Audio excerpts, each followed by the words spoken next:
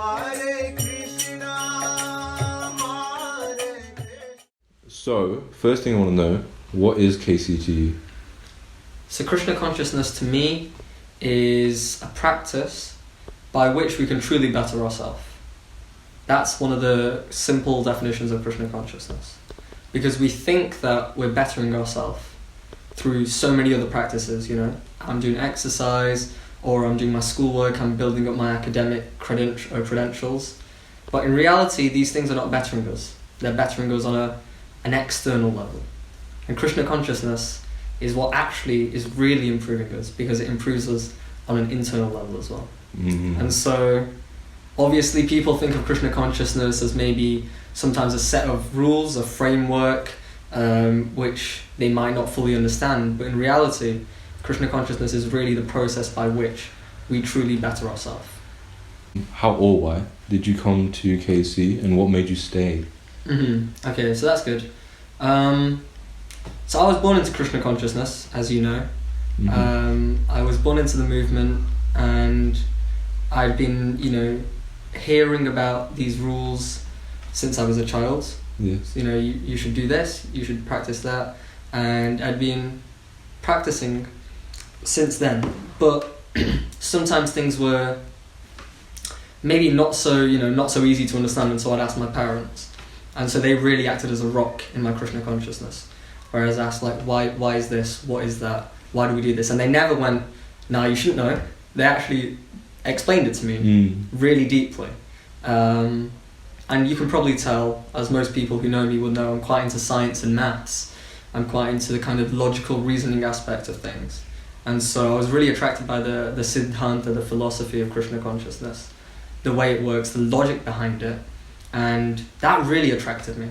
I remember from a very young age that I was interested in that kind of reason-based understanding of Krishna Consciousness. When we'd go to the temple and sometimes hear lectures or something like that, and I found them very interesting. I remember that I'd take notes from a very young age about, you know, these classes. I recently found a set of old notes, and I was just reading back through it, and it's still really interesting to me nowadays as well. The other thing I'd say, as well as understanding the logic of Krishna Consciousness, was also my love for Sanskrit. My dad loves Sanskrit, and so he made me love Sanskrit. You naturally develop those kinds of interests from your parents. Yeah. And so I just loved, like, learning these verses, memorizing them. Maybe I was not practicing them then, but definitely just building up that kind of knowledge of Sanskrit. And I think by the age of around about 8, I think it's about 8, where I actually learned 10 chapters of the Gita by heart in Sanskrit. And, you know, devotees were very encouraging and supportive of that. So that's kind of, when I was younger, what was like really catching for me. But the thing that really made the difference was maybe about year 9, year 10, where devotees throughout that year made it very clear that it was not just knowing things, but Krishna Consciousness was about doing things. So I thought I knew a lot, and I was definitely very proud of that. I thought I was a scholar or something like that. But actually I realised that you don't bring about any change until you actually apply that in your life. You know, when you go on your settings, you like change everything. But until you press apply settings, it doesn't make a difference. It's that's what it is in terms of our Krishna Consciousness. So yeah, I can know that I should do that, but unless I'm actually doing that, it doesn't really make that change. So you had to start doing practical stuff? Practice, yeah. Not just theory, because as you know, philosophy just goes into abstract theory really quick, really deep, and they just start talking about, instead of actually bringing about some change in the real world around you. And so it was about coming back to that, okay, yeah, it's great to know all of this stuff, but what does that mean for my life? What am I actually taking from that? What am I applying? What's the practical reality of that in life?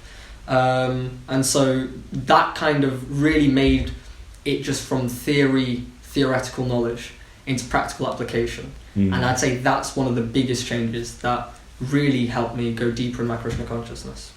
What's the most valuable thing that you've gained from Pandav Sena? Tough question. That's a good question. There's so many. From Pandav Sena, I think one of the best things that Pandav Sena has provided is its association, its network. It's like the fact that you are able to go and speak to people who are in similar circumstances, who have that kind of energy, that dedication to actually become better people, to use their life in service of Krishna, you know, to really understand what they're doing. And of course, different people have different interests. So yourself, you're obviously, although you're my best friend, me and you are very different people. And probably without Krishna consciousness, we wouldn't be best friends because we would have not really had much commonality. 100%. Yeah, exactly. Oh, wow. But like having Pandav Sena, because it really brings you on a different level of connection. Yeah. Because you're not just talking about, you know, this celebrity did that, this sportsman did that, that happened, yes. You're really talking about things that nourish us as individuals. That, like, dynamic which Pandav Sena can provide is probably one of the best things that I think you can take away from it. The people that you keep in touch with, but also not just the people, but the kind of interactions you have with them is amazing.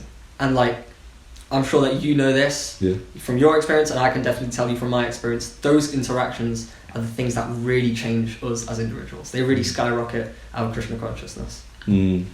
Is there any advice that you would give any people that are struggling to find a path or purpose in life? Basically people that aren't in Pandav Sena. No. I think, I don't know if it's Martin Luther King who said something along the lines of like, you know, if you don't have a goal in life, there's no purpose in living it, or something along those lines. But the reason that people often don't have this kind of path is because you grow up, you grow through life, and you know, you think, wow, there's really no point to anything, because you see how fake people are. That really, really hurts us. You know, you see, oh, he said this to me in front of me, and then he went behind me and said that. You know, you must have seen in so many interactions how fake people are. Or they're nice to you, not because they want to be nice to you, but because they want to use you. And so that makes you just think, okay, well, with people, I can't really trust them. And so then you just, well, obviously we know that actually as individuals, the main thing that drives us is our interactions with each other. Loving interactions with each other. Love. Yeah. And so often when we kind of lack that love, we feel purposeless because our real purpose is love. So actually feeling purposeless indicates that there's no love, which indicates there is our purpose, which is to feel loved. And so I'd recommend, the question was like, what would you recommend to someone who doesn't, or is struggling to find a path or purpose? The real answer is understanding what really brings about that change in you. That is what should provide purpose in life. So things bring about change in us, around like our interactions with people bring about change. But what brings about change on the most fundamental core level, that is what we want to keep. Because you can bring about change with, like, you know, in me for maybe a day or a week, but that's not the one, because that's not really changing my core essence. And so when we're finding a path or purpose, that's got to be one of like the key indicators for us. Is it taking us further forwards, or is it holding us back? And so in a community, in a spiritual community, for example, if it's truly spiritual, then it will take you further forwards. If it's a bunch of spiritualists who are actually material, it will not take you further forward. It will hold you back. So having a purpose is generally found in a spiritual community where they're genuinely putting themselves out there to try and push themselves further.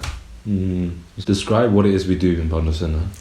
So Pandav Sena, well, first I'll describe, so obviously I describe what Krishna Consciousness is on a broader level. It's that path, that practice for anyone, any kind, for them to find that next step and ultimately to find the topmost destination, the highest goal, really develop themselves. That's what Krishna Consciousness is. Pandav Sena is a community which is a youth-based kind of set of people who interact in order to practice those values of Krishna Consciousness. That's what Pandav Sena is. So we're for the youth, you know, the youth, we have high energy. With youth, you're able to discuss problems more freely because it's more open and, you know, they're more equal. And so we provide that kind of platform as well within Pandav Sena. We have things like, you know, jammings and retreats where you come together, you spend time with each other, you connect on a really deep level, you do things that really nourish you. Loads of activities, cooking, singing, dancing, eating, of course, you know, developing those skills, really improving the person you are. through your interactions with people. That's the essence of what Pano Sena is. So for example, with us in Manchester, we have the weekly Sunday sessions where we talk about something either on a more theoretical level to improve our understanding, on a practical level so we can actually apply it. Or we have monthly Kirtan Sundays where you come together and you just enjoy Kirtan. And of course we have Prasadam every time. Prasadam, which is like the kind of one of the most attractive factors, you can say, which is, it's food, but it's pious, it's sattvic, it really actually nourishes you, not just on the level of a body, but also on the level of the soul. That kind of stuff. And well, of course, Pano Sena provides many opportunities as well to actually help you grow later in life because of the people that you can connect to. And that is one of the things I said for me, that is one of the things that really stands out about PS more than anything else, is those people that you can connect with. Okay, yeah. I mean, I agree. You agree? I agree. I don't know what that was. Just went, I agree. Okay, nice to know. Okay, now the hardest question. The hardest question. Describe KC in one word. Describe Krishna Consciousness in one word. Yeah. There's so many different ways you can describe Krishna Consciousness. It's a lifestyle, it's a practice. It's fundamentally around love, around service, about improving ourselves. I said one word. I know you said one word, so I'm just thinking about, out of those things, Krishna Consciousness. I would describe Krishna Consciousness as loving relations with a hyphen in between. Does that count? I'm not taking that. You're not taking it? Relationships. Relationships. Yeah. Good or bad? So in Krishna Consciousness, there's a value to relationships which is given more than any other spiritual practice in Vedic culture. Of course, devotee association, keeping in touch with those who are positive around you, improving you as an individual, that relationship. We talked about Pano Sena and how it's focused around relationships. But also your relationship with Lord Krishna. That's also something. You don't get that in, for example, more Mayavadi groups or something. So Krishna Consciousness really stands out for its one thing, which is, that's why I said, because the relationship's around love, you could say loving relationship, but it's about relationships, real relationships. So that's what I'm going to summarize Krishna Consciousness. Relationships. Calm. Good? That's all. Very well. That's good.